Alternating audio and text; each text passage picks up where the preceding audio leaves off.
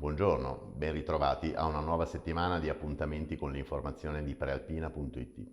Settimana che si è aperta all'insegna di un annoso problema, quello delle difficoltà viabilistiche intorno a Varese, acuite dai cantieri che da mesi interessano l'ingresso in città dall'Autolaghi.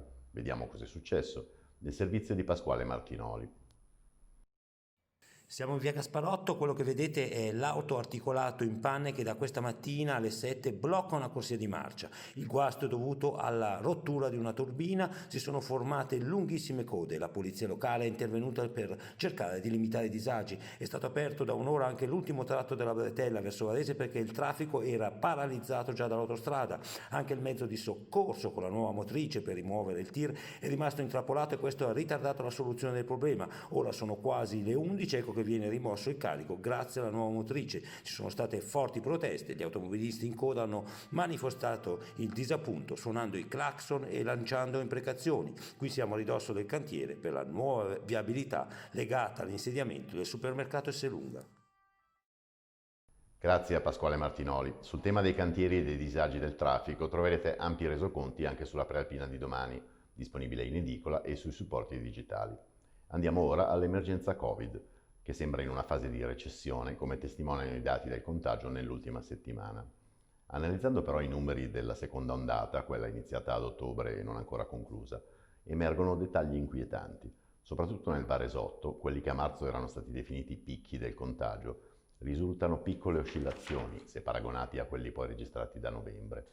La situazione più difficile in primavera era stata registrata il 27 marzo, quando in un giorno le ATS provinciali avevano contato 209 positivi. Dopo la calma di luglio e agosto, il 10 ottobre la curva aveva ripreso a salire, fino ad arrivare il 10 novembre a toccare il record di 3.081 nuovi contagiati.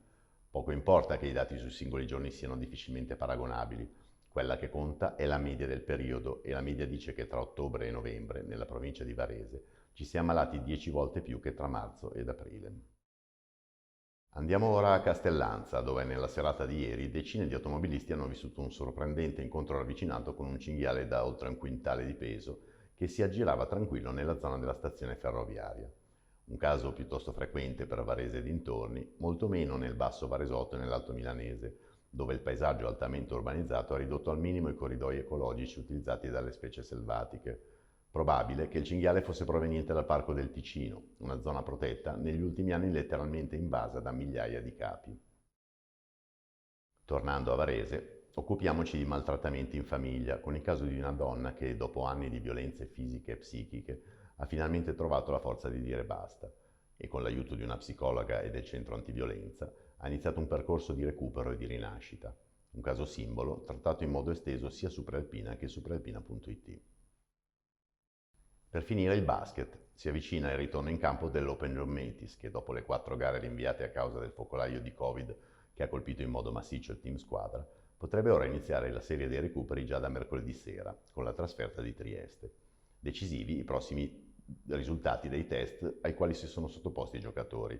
Se uno solo degli attuali positivi dovesse negativizzarsi, la squadra di Bulleri avrà il via libera per riprendere l'attività.